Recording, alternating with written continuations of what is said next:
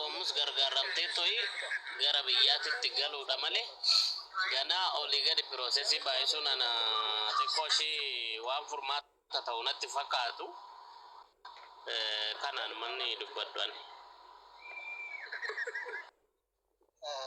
Anuma ifama sinin eeyyamsiifne yaada koo waan xiqqoo isinitti haasa'eetiin isa waan akkanaa keessa galuun qabu sinin jedheera. Piroosesiin akkanaa ka'uu qaba sirriitti ka'uu qaba. Ka'uu qaba reefi mucaa sanaa bakkee sanatti hafuu qaba yoo barbaachisaa ta'e waan sodaa waan hin taane wal keessa naqiina. Maal ilmoon namaa baruma baraan dhumaa haftiisaa sodaa akkanaa gaafa wal keessa naqxu aca barbaarii fi akka fakkeessituun akka feete kun namarra roorrisaa hafti.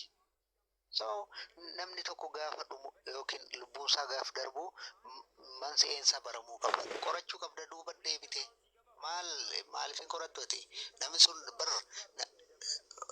waan ta'e kan jijjiiruu dandeessu bar aarsaa ta'e ni ati.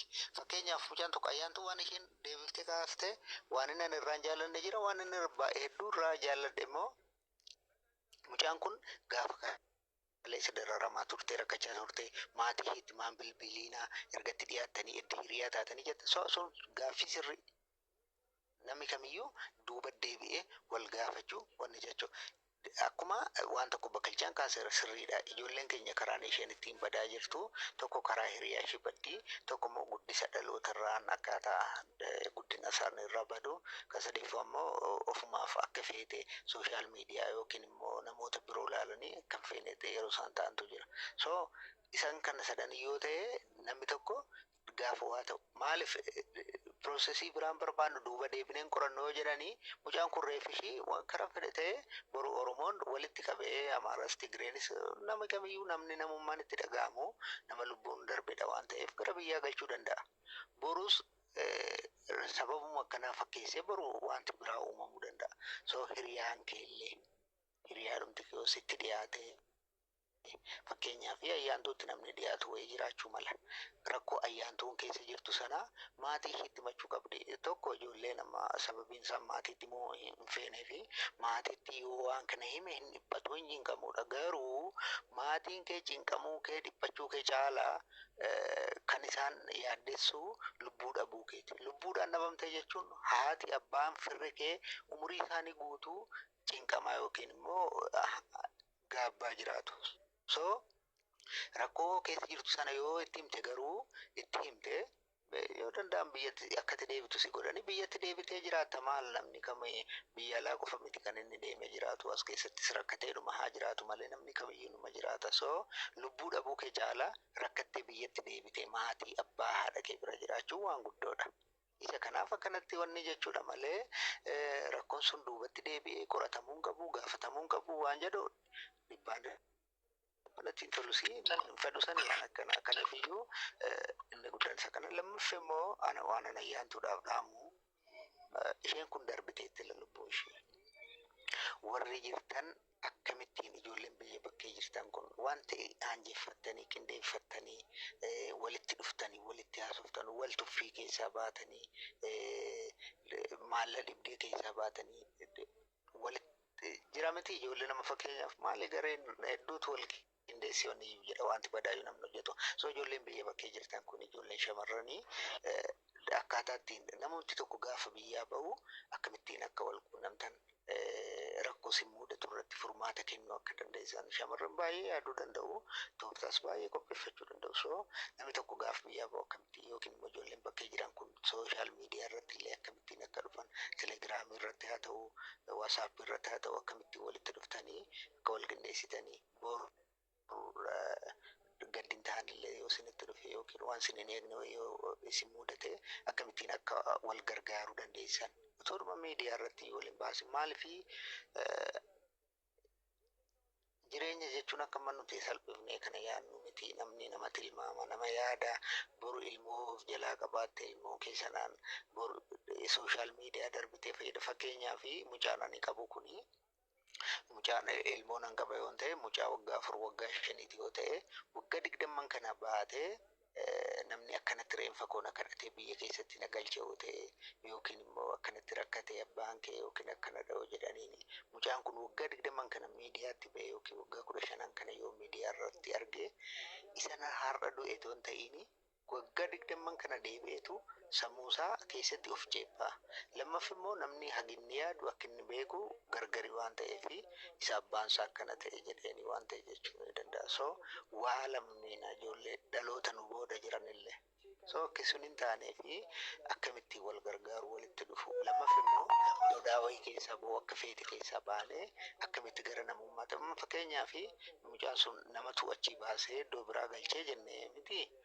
Kan ishiin iddoo biraa galteef maa inni fayyaa qabu sanatti homaatti hin fakkaanne. Wantoota firee kana gaafatanis iddoo isaatti wanta nama fudhatamne maalifi haala ijoollee keenyaa naamusa ijoollee keenya isuma beeknu ta'eef namatu haadha abbaa si guddise sanatu akka fedhe si ajayyatu hin ta'in namati ji'a tokko ji'a lamaa booda barte sanatti haajamtee yookiin immoo gorsa nama sanaa dhageessite akka feene taata akka feete goota.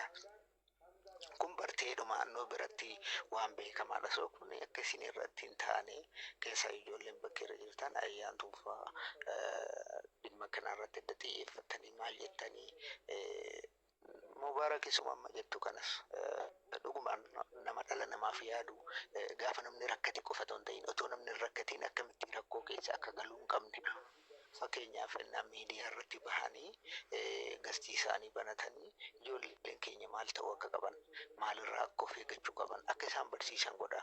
Malee gaafa namni du'u gaafa namni rakkatu yookiin gaafa namni rakkoon taana keessa bu'u qofa miidiyaa irratti akka dhufan yoo jette sababni sun nama faayidaa qabu miti. Otoo fayyaa namni qabu ijoolleen biyya bakkee baatu kun isin biyya bakkee keessa deemtanii biyya bakkee keessa turtaniimi ayyaantuudhuma yoo ta'e fooloo yookiin immoo chaalenjii wayii gaafa hojjechiiftu gidduutti daqiiqaa 10 daqiiqaa 20 ijoolleen biyya haaraa as jala jirtan yoo jiraatan wantoonni akkanaas hin mudachuu danda'a. Wantoonni akkanaas hin mudate immoo waan akkanaatiin of baraaruu dandeessu.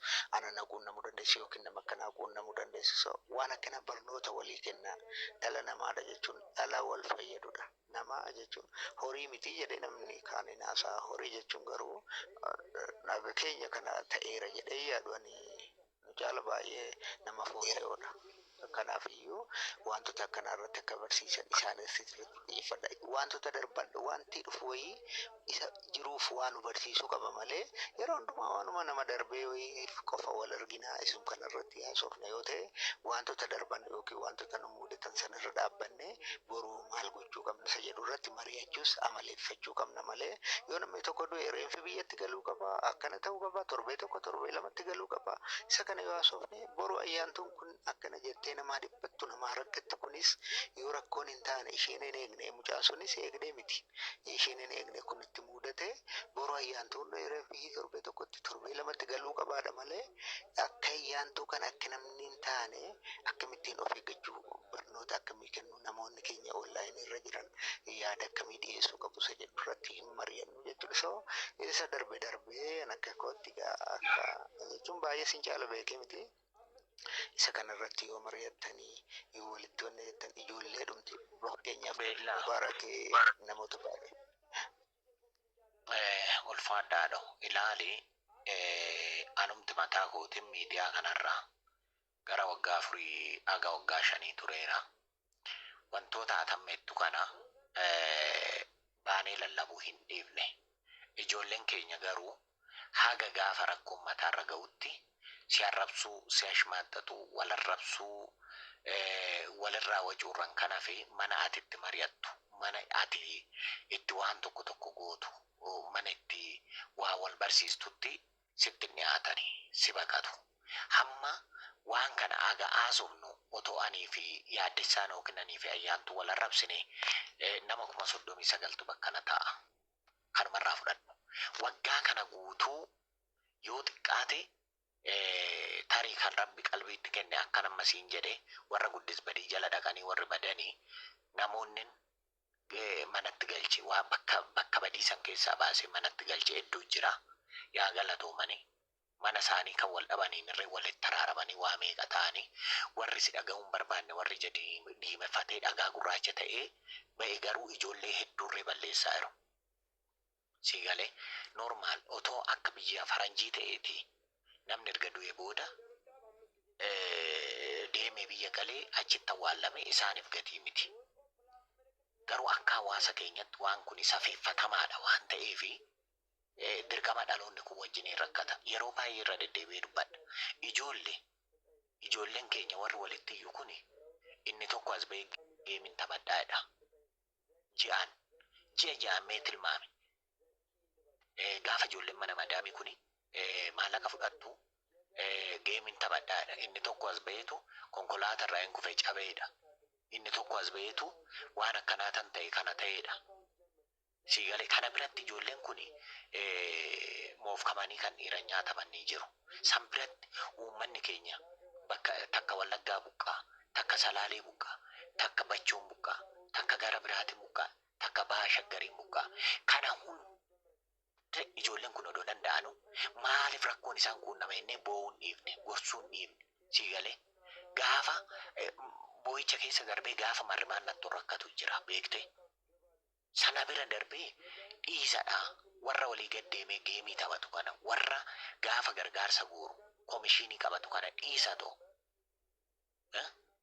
Kana dura namni gaafa uummanni Salaalee irraa buqqee akka sanitti alatti qorri nyaatu yoo xiqqaate gara nama 30 kan mataadhaan akkaawuntii isaati irratti galchisiisu eegale.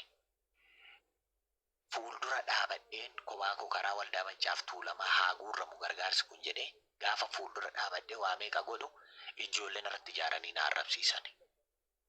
Siigalee karaa waldaa Maccaaf Tuulamaa kun dhaabbata beekamaa kaleessa irraa kaasee uummata kanaaf aarsaa kaffalaa ture. Ittaanaa pirezidaantii waldaa Maccaaf Tuulamaati bilbilee maaliif kana gootu ijoolleen kun isaan mamaa jiru. Har'a maatii keenya of jijjiirra jedhanii biyyaa ba'anii rakkoo uummata isaanii arguu dhabanii kara deemadhaan maqaa aartii kan baatee deemuun maqaa barreessaa baatee kan deemu saamamaa yeroo ittaanaa pirezidaantii waldaa Maccaaf Tuulamaa kanatti bilbilee guyyaa 3 keessatti walgahii qabee akkaawuntii kiriit godhee gargaarsa sana guuruu eegale. Warri suni harkaa ba'ee arraba ilmi namaa nama narrabsine oromummaarree narraa mulqanii inni oromoo miti jedhani. Kanaafi hiyyuu dhiifne laal. Ayyaan Tufaan viidiyoo hojjettee yeroo meeqa ijoollee lakkii nama ta'a waan biyyaa baatu beeka. Eshi ayyoo anillee turuu miti turuun feene dubbachuu La xiqquma dubbadheen baafane maaliif ijoolleen akkaawuntii na gaafatin maallaqa illee hin jirani isa sana sa'aatiin deemeera anas irratti waan amma isin kaastan kun hundi sirriidha. Garuu immoo abbaatu laallata.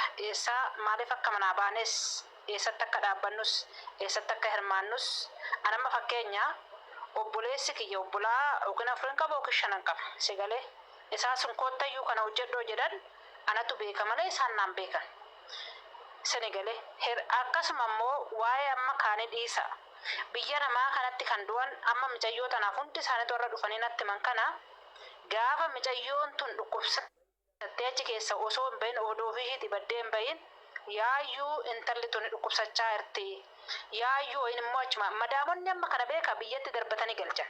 Senegalee reeffi namaa biyya mana madaamii kana keessatti waa tokko yoo ta'e itti gaafataman zalaalame jechuudha. Senegalee amma kun hospitaala xiqqoo hospitaala gillii dhaqanii hospitaala kanoo qoricha yaada parastaamoon namaa kennan kana geessan intalatan. Maaliifan kana jedhe ijoollee hedduutu jira. Amma kanoo mucayyuu maasteerii san fuutee madaamin hammootummaa geessite intala san caala kan dadhabe hin jiru.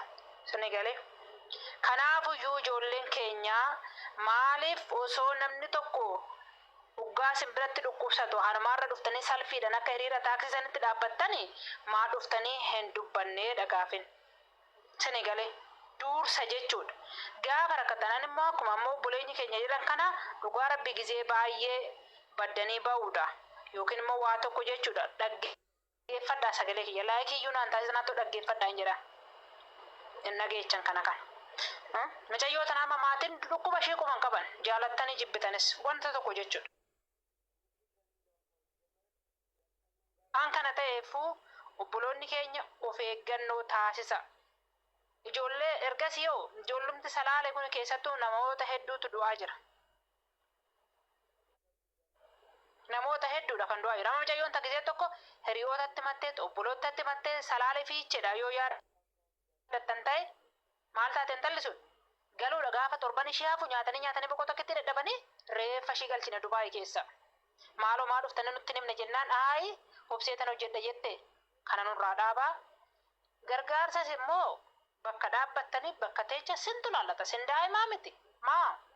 Har'a miidiyaa kanarratti obboleessumti kiyya dhiisa waan kaan niisa waan karaa miidiyaatiin niisa obboleenyi kiyya amma sadeen qabaan.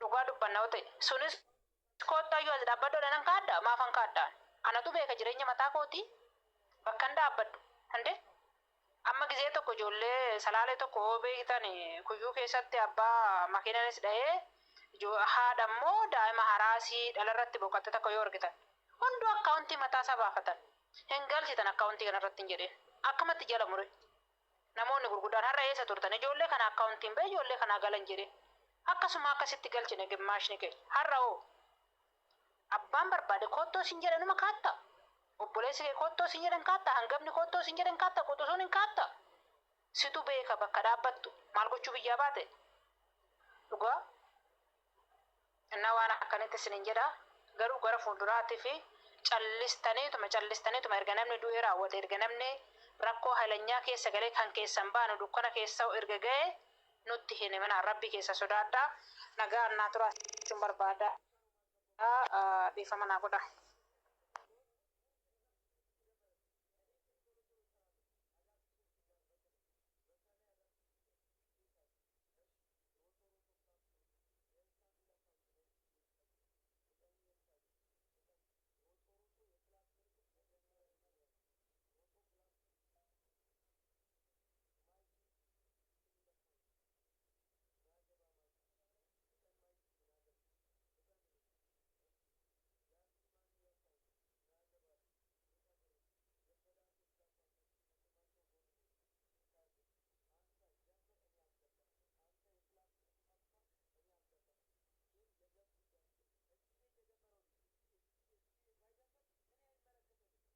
gargaarti yoo ta'e yookiin immoo gaafa inni rakkatu wayii rakkoo wayii keessa baasuuf tattaafatti yoo ta'e namni sun yeroo lachuutti hamilee qaba jechuudha. Maaliif yoo inni balleessis yoo lubbuun dhabames ayyuun dirqama gargaarti gara laafettiidha waan hundumaa obsiti waan ta'eef. Garuu yoo isheen kaleessa gaafa inni fayyaa qabu yaada qabu dhaggeeffachuu fi dhaga'uu danda'u itti himte waan sana gochuu dhiisee badee wayii yookiin immoo rakkoo keessa galee ayyoo yoo calliftee ilaalte fakkeenyaaf namoota dhageettii qaban yookiin immoo maaloo immoo warra jedhama kana biratti dhageettii yoo jette isaan sappoortiin goone namni kaan illee sodaata maaliif bakki itti nafaa du'a koollee reeffa koollee maatiin hin arganii yookiin immoo rakkoo kana keessaa namni na baasu hin jiru isa jedhu irratti of ceephaa namni karaa tokko qofa miti kan nama sirreessu yeroo garaa jabaa iddootti garaa jabaattu fi iddootti garaa laaftu beekuu waan gaariidha. Sookaniifi bakka turtii gaarii sitti faa ta'u nagaan naannoo galatoomaa siniin jechuun barbaade dhiifamaa sumarraani. Karaa keessaa na dubbisaa kootu hundi keessanumee warri asirraa guutan yeroo rafti qabdan akkaawuntii shurgutameeti nu wal dubbasiisuu dideet nu darbate jechuudha. Akkaawuntii shurgutamaadha. Koppiliingii godhaa jechuudha. Akkam dururratti deebi'u koppiliinki naa godhaa. Sin immoo koottatu amma waan jiru karaa keessan natti himaa sinin jedha obboloota koo. Akkasii waaqayyo jajjabina siniif haa kennu kan boqoteefis immoo namsee haa maaru. Kan nuuf immoo qalbii nuuf haa kennu inni guddaan kanuma jenna ka maal goonaree kana malee wanni jennu hin jiru bara. Innaa akkasii turtii gaarii naa qabaadhaa guddaa galatooma hundi keessan iyyuu. Dillee kan gaarii qabaadhu shichaa.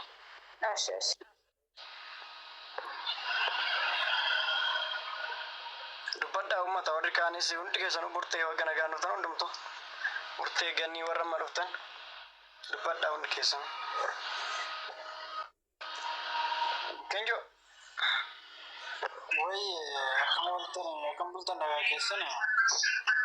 Akan bultan ini. Ani. No, belum sampai cerita ka.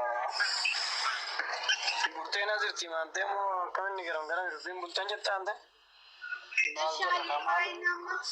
Malu cerita lagi ember nanti mereka itu mau ulisan itu sih nih.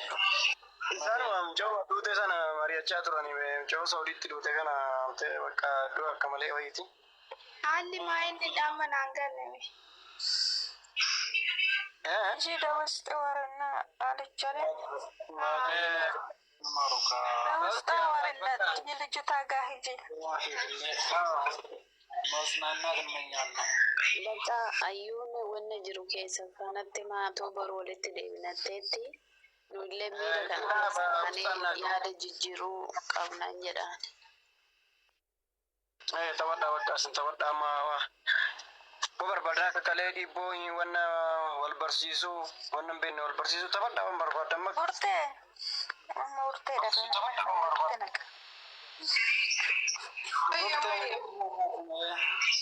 ቡርቴ ከመት ሱራ ከቀየራችሁ ደምጫ ኢሳኑ ቡርቴ ትየለ ስለ ቡርቴ ኮንግራሽን ጀኔራይ ማል ኮንግራሽን ጃርቲ ኪ ያብረ ደበ ያር ዋና አንተ ዋይ ሱራ እና ቡርቴ ያረዋን አንተ ገርቴ ተገስቲ ያለ ወሬ ተነ ገርተኒ ከማነ ገረሰ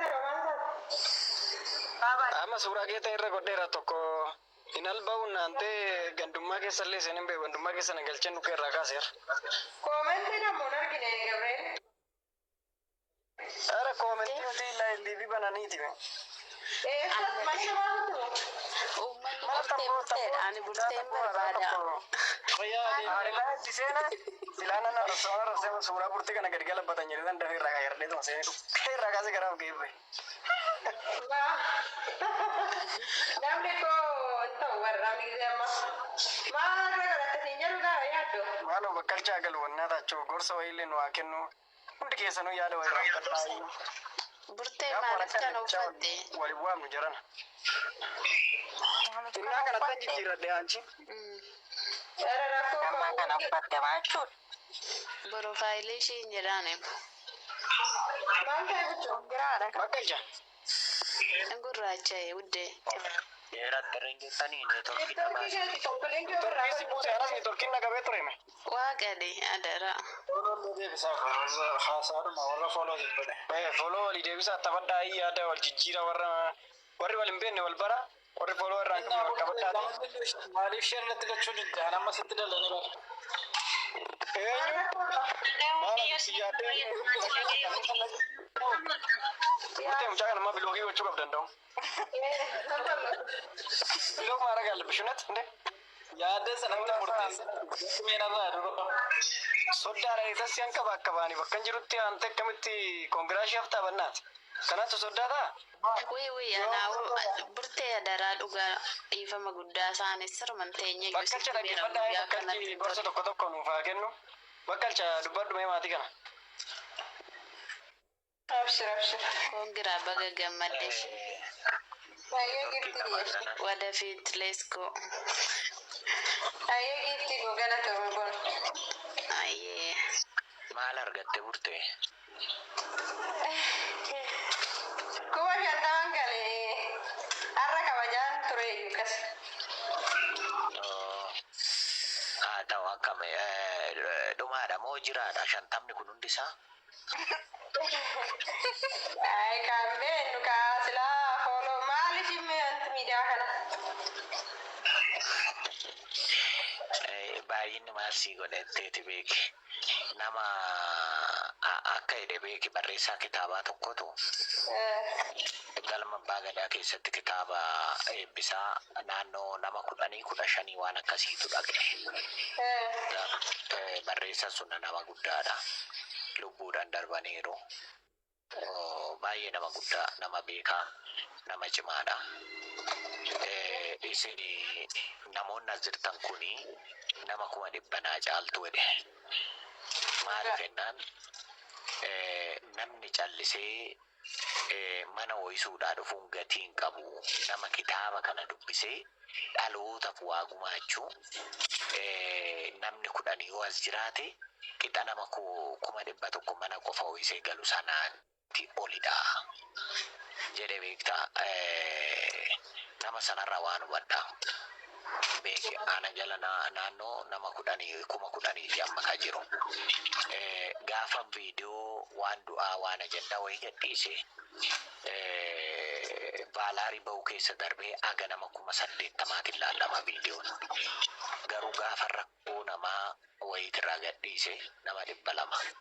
Siigalee namni jiraan namni lubbuu qabu namni nama namaaf dhibbatu namni dhugaa Oromootiif dubbatu nama 200tu na jala jira jechuudha nama 10,000 keessa. Sanarraan kan hafe warri kun akkan kanaan dura viidiyoo tokko hojjedhe beeki dhaloonni hordhabaan bara keenyaa kun suura namoota gurguddaa kaleessa nurraa obba'an warra har'a nuti jiraachuu keenyaaf sababa ta'anii kaleessa nurraa obba'anii gaafa gadi garagalchan argina. Warra sana deebii kenneef hin beeku ani guyyaa tokko ittillee qabamee hin beeku.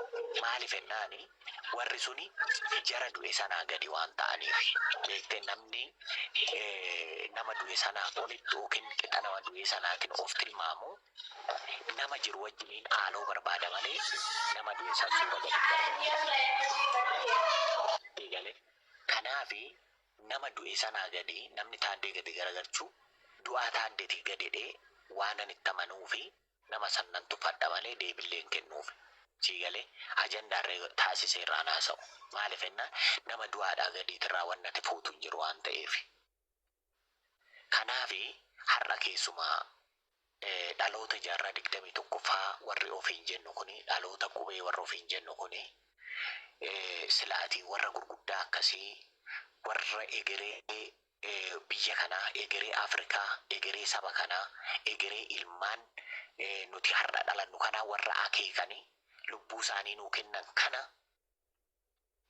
nama guddaa akkamii taanee isaan caallee odoo argamne ekeraan isaanii nutti gammaddi beekte.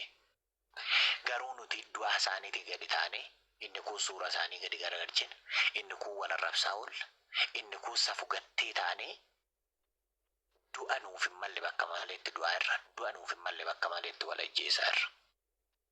Siigala waggoota meeqa guutuu miidiyaa kanarratti waa tokko agan itti dhiyaadhu namootan itti dhiyaadhu namootan maal jedhu ittima.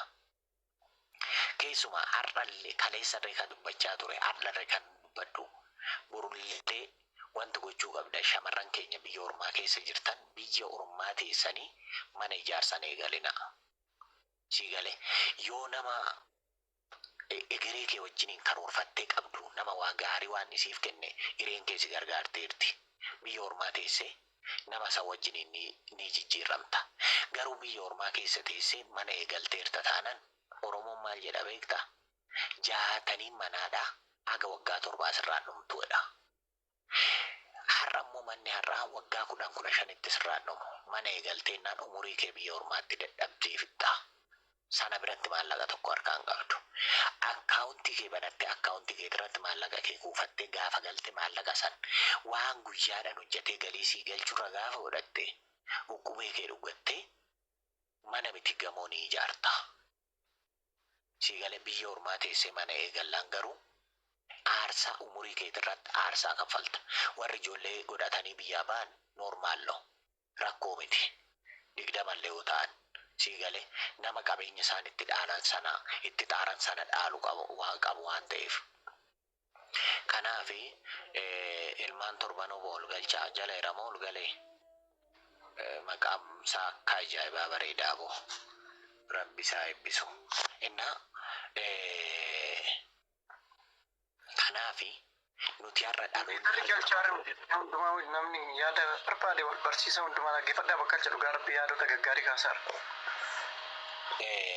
Kanaafi dhaloonni har'aa kun ilaa dhaloota qubee warra ofiin jennu kun akka itti dhaabbannu akka itti dubbannu eenyu wajjin akka dubbannu beekne otoo akka warra keenya kaleessaa san taane addunyaan tun nu sodaatti beekte.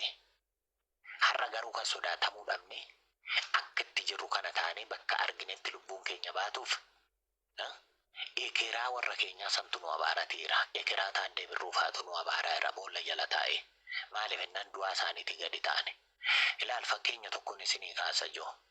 Har'a namni ani taaddee birruuti.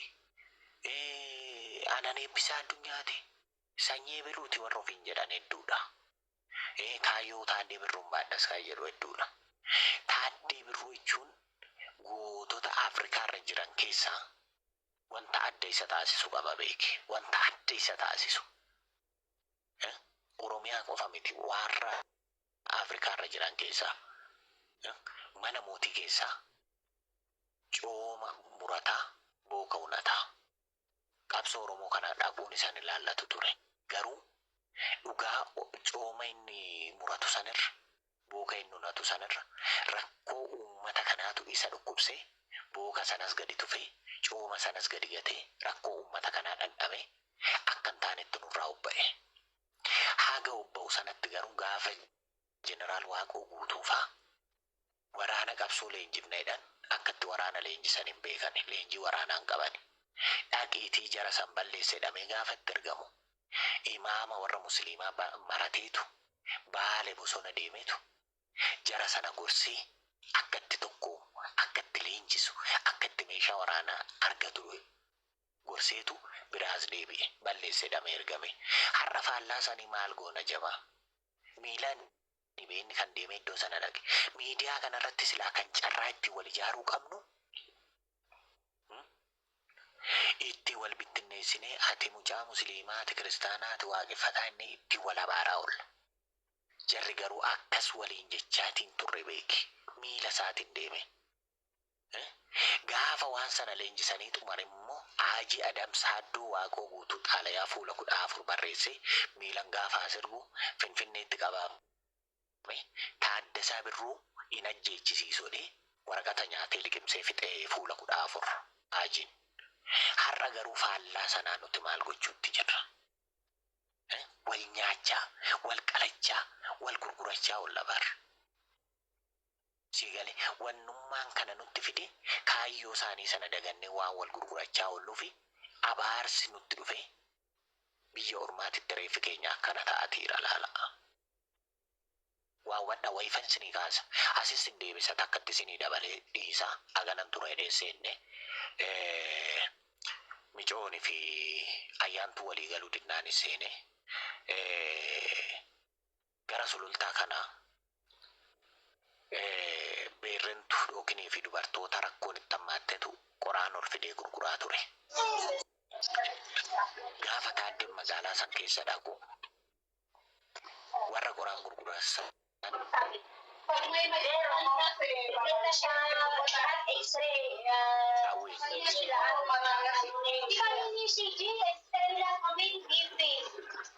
hawwii miti qabaddu. Hin qabdanii fi warri modereetara. Nari de buuseera. Nan buuseera akka hundinuu. Okay, bakka neetworkiin jirtu ta'a. Ilmaan torban obbo ol galchime. Maal waan jira wannaati na dhabe mee hojjala inuu argadheem. Modereetara si bira jira mee galchii maana idaana. Tureen seenuun barbaanne na fakkaate. Miti. Tole. Innaa gaafa qoraan kana baatanii dhufanii haadha qoraanii jedhuun siigalee taaddeen magaalaa sulultaa keessa gaafa gabaasa seenuu warra haadha qoraanii jedhee waamu sanaa walitti qabeetu rakkoo alagaarraa nutti dhuftetu har'a qoraan isaan baachise malee warra abbaa karraa warra abbaa jagnaa warra abbaa diinagdee turanii haadha ilmaa urteessitti ulfaataa jedheetu walitti qabee gorsee lammata haadha qoraanii jettanii yoo waamtan adabbii seeraan sin irratti fudhaa jedheetu warra qoraan gurguran sana waamee nama haadha qoraanii jedhee siyyaamu qoraan ittiin gurgurinaa jedheetu mindaasaa kan ji'a tokko addaan hiree fi dubartoota sana biraa deemeedha. Har'a garuu kaayyoo saatan baadha kan jedhu haadhota keenya maal gochaa jira? Har'a garuu ani qeerroo dhaloota qubeeti kan ofiin jedhu dubartoota mana madaamii hojjechaatii jirtu achitti dafqitu achitti dadhabdu akka taaddee sanitti yaaduu fi dhabe maal irratti raawwataa jira? Sinii galee waan hin kaaseef abbaatiin dhalatutti dhalata keessatti. Kanaafi warra kaleessa nuuf jecha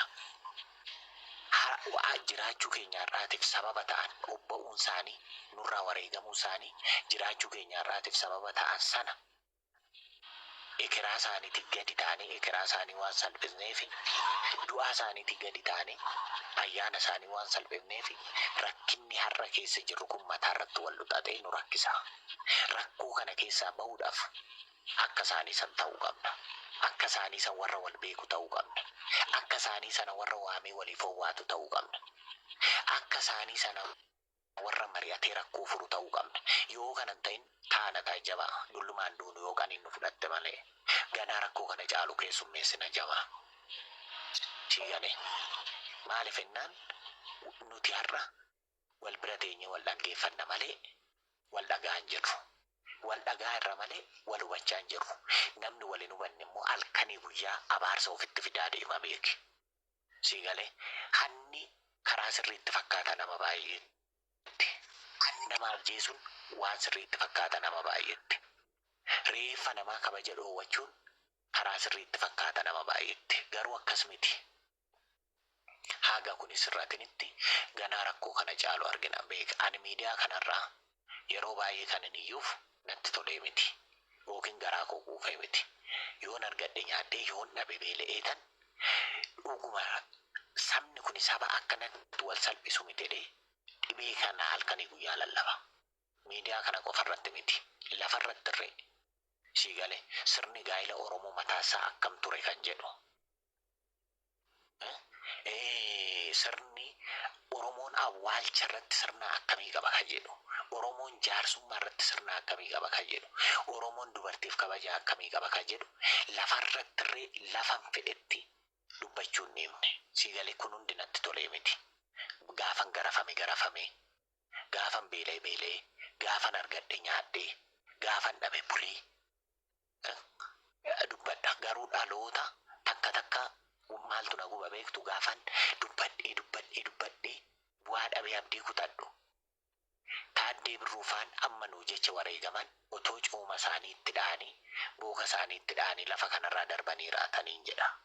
Gaafan abdii kutadhu si jechisiisa beeki. Garuu afaan irratti wal bira teenyee wal gorsinee ittiin walitti haasofnu kana jiraachuu afaan kanaatiif kan sababa ta'e dhiiga taaddee birruufaadha. Bannee turre silaa. Sinii galee bannee turre silaa. Ilaal lammeessu immoo waan tokkoon isinitti himaa isa dhuma. Seenaan biyya kanaa kan barreeffame seenaa laaqqamaadha. Oromoodhuma ta'ee kan seenaa barreesse inni tokko amantiitti hirkateetu amantii garaa ga'uudha jecha barreesse. Inni tokko siyaasatti hirkateetu warra siyaasa gaggeessan garaa ga'uudha barreesse. Maaliif kana ittiin aan jedhaa? Goobanni daachini bara Minilik keessa sirna wajjin hojjete. Siigalee. Kumsaa Morodaani bara Minilik keessa sirna wajjiniin hojjete. Jarri kun lachuu sirna tokko keessa hojjetan. Ulaagaa maalitiin goobanni dachiin gantuu ta'ee Kumsaa Morodaan goota ta'e kan jedhu gaafadheen deebiidhame.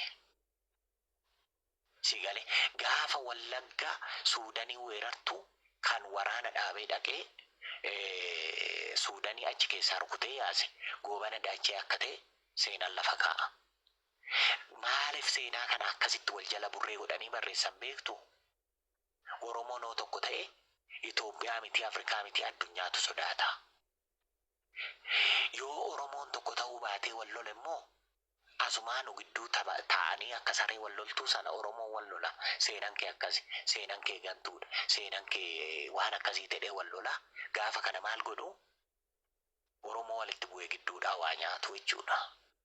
Kanaaf seenaa burra burree akkasii nuu barreessanii waan akkasii kanallee haasa'uu dhiifne nuti Oromoon kun kaleessa warra akkanaa turre, warra ulfaa turre, warra gadaa jalatti bulu ture, warra dubartiidhaaf mirga qabu. Keessumaa dubartiin Oromoo biratti ulfoo guddoodha. Dubartiin ulfoodha. Malkaan ulfaadha. Tulluun ulfaadha siin jedha Oromoon. Kana jechuun lafa feetee deemtee malkaattoo dhufte aga dubartiin ceetutti dhiirri wajjin jira taanan dhiirri ce'uun safuudha. Gosa fuuldura dhaabbatee adabama. Haga Oromummaan irraa mulqamtutti.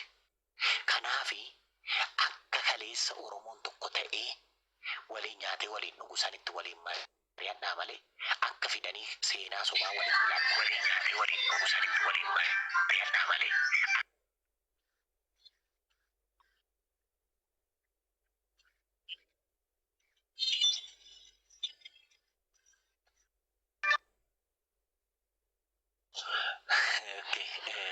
Obbiraa cufee olisseenu innaa kanaafi seenarraa hin gabaabsa sanitti dheeressu seenaa fidanii walitti lallaaqanii anaa fi si walitti buusuudhaa barreessan sana irra dhaabattanii wayillee naasayina nama waan akkasii haasa'ullee isinitti dhufe ubbiraa baasa nama lama taa'asaa haasaa humna gara kan qalbii qabdu dhuftee si dhaggeeffatti dhiira ta'e dubartii ta'e kan qalbii hin qabne immoo deemee dhuma iyyaasa gara kanaaf Bataan nanti mala battee ijoolleen as dhufaartu koy. Simboona seente koy muyiti qabattee seentu koy. Fayyaan qabanii har'a maal ta'e uummanni koy. beekaniiti isaanii Miti irratti qabeen tureyyuu hin kaaste. Dhiisin gashin nam ta'u. warra akkasii beekaniiti ajandaa waan barbaadanii fi kanaafi nama lamarree ta'e sadiirree ta'e akkas sila siniin jedhe sana waan sirrii waan saba keetii waan warra keetii waan duudhaa keetii waan tokkummaa Oromoo wajjiniin mari'adhu rakkoon kun irree nurraa hafaa deema. Sigalee warra wantoota nama siniin jedhe kana waa walitti nu buusu seenaa sobaa lallaaqamaa kana fidee dhufe waan akkasii jedhu kanarree lakka ajandaan keenya kanaa miti. Yoosiif gale mana dhaggeeffadhu yoosiif hin galle immoo nurraa deemee jedhaati ofirraa gaggeessa. Kanaafi ulfaadhaa sinitti dheeressee waan sinin barbaachifnillee hoo dubbadde na of galchaayi. Saa namaan horaa halkan ameessaa siniif haa ta'u siniin jedha taphadhaa sin dhaggeeffadha.